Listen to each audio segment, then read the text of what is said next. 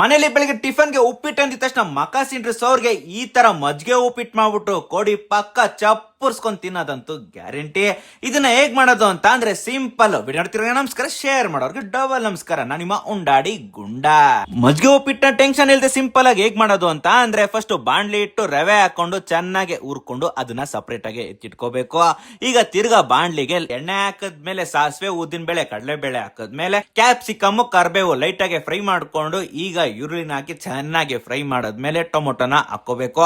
ಆಮೇಲೆ ತರಕಾರಿ ಹಾಕ್ಬಿಟ್ಟು ರುಚಿಗೆ ತಕ್ಕಷ್ಟು ಉಪ್ಪು ಹಾಕ್ಬಿಟ್ಟು ಚೆನ್ನಾಗಿ ಬಾಡಿಸ್ಕೋಬೇಕು.